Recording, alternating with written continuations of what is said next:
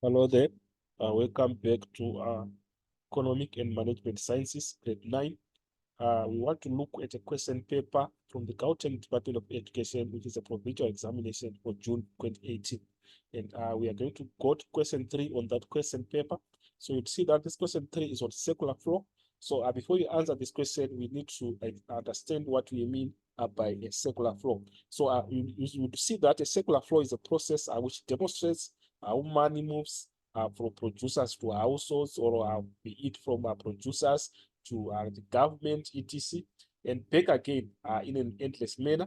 So this is how a circular flow is explained as the movement of money between different parties in the economy. So you'd see that in this circular flow, major exchanges are represented as flows of money, goods, or services, etc., between economic agents. So this is what we have in terms of the circular flow. So you see that the movement that is there between the parties that we are having in the circular flow, we might have a movement of money, or it might be a movement of goods and services. So at the end of the day, you would see that the movement is then subdivided into money flow and real flow. So when we are talking about money flow, we are talking about the movement mainly of money, and also the movement of those factor incomes in the sense of salaries and wages, interest, rents, and profit. Those are the factor incomes that we get from the factors of production. So their movement also is represents a money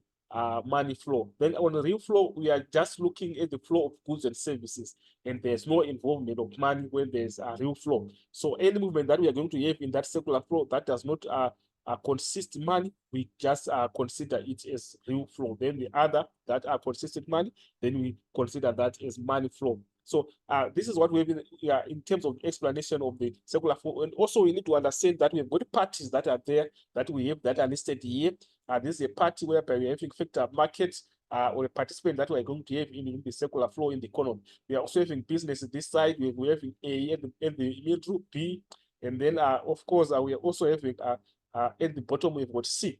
So this is what we have in terms of the participants or parties that we are going to have there in the circular flow. So the question reads, start the following circular flow diagram before answering the questions and that follow. So we are seeing that we are having those parties that we've been explaining here, and in between those parties we have got the movement of real flow and money flow. We can just take, for example, between businesses and factor market, the movement of factors of production.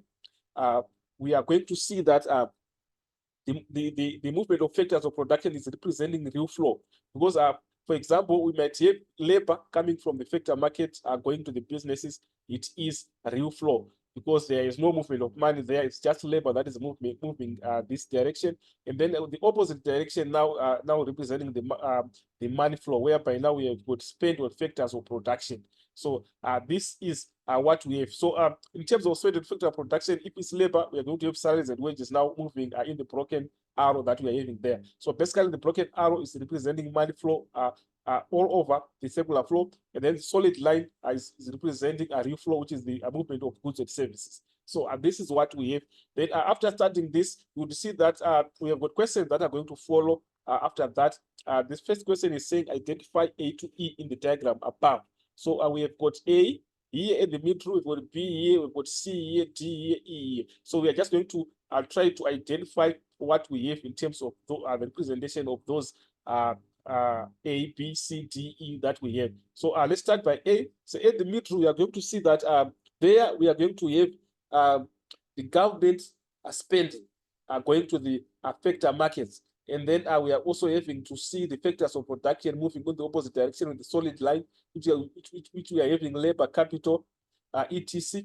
So this is what we have. So you see that this only the only part that is going to provide the factor market government spending is only the government. So A is being represented by government. So we can go to our answer section and try to just answer as such. So here we are saying we have got 3.1, and A we are saying is government. So we can just name it a government. Can just name it government there. Let's try to see. So here we are having government.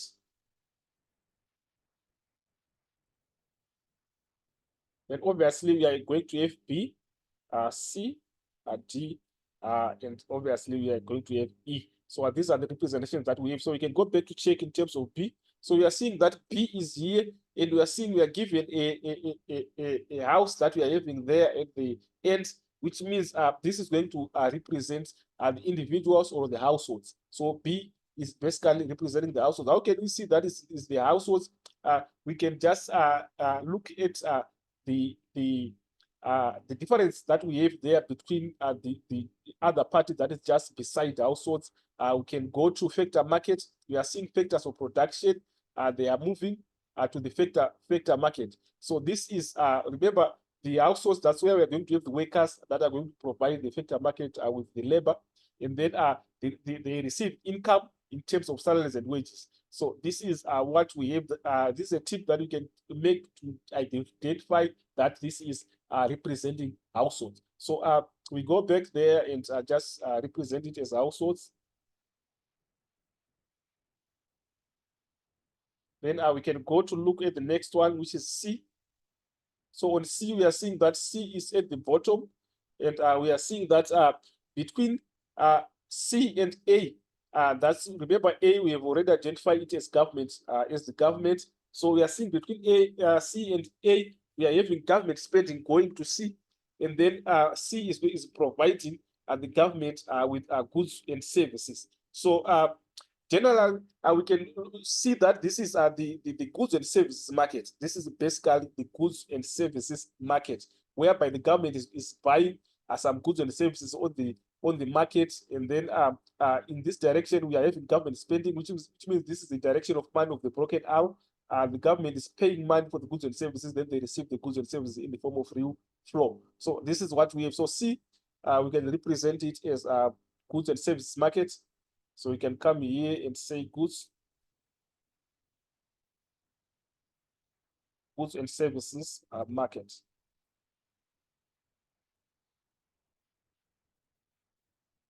So this is what we have. Then we can also try to identify what we have in terms of D. So if you come here, D, you see that it's here.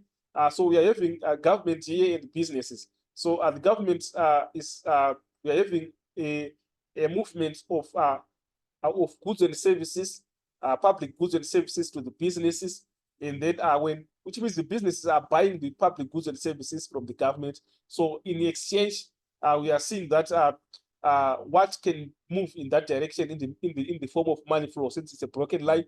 So you'd see that the businesses will pay the government taxes. So D is representing taxes. So you can come here and just represent it as it is, taxes.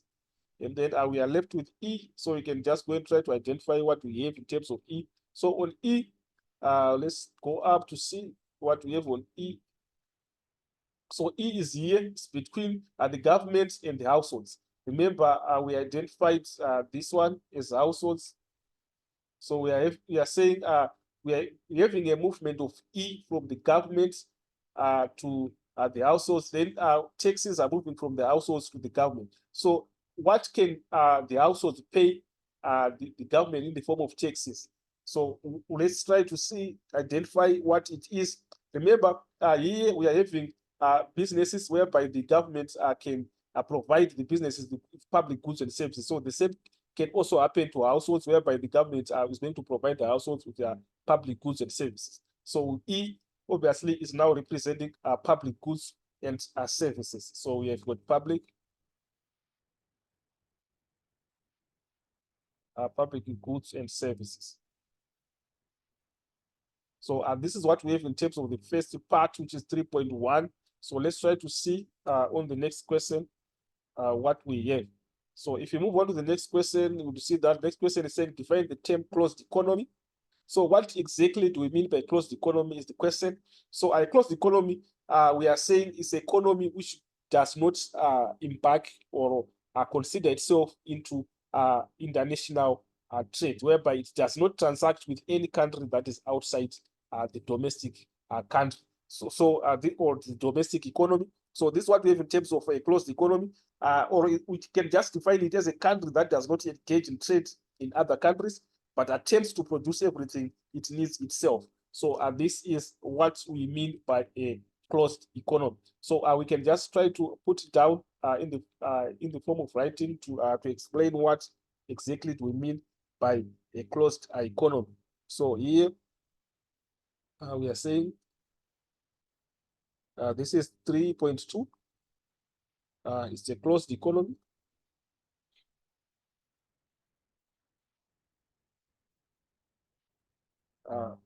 Basically, we can just maybe try to summarize it as a closed economy is an economy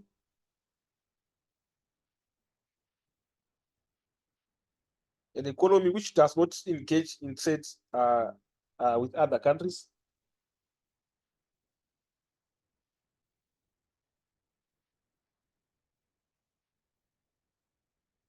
which does not engage in trade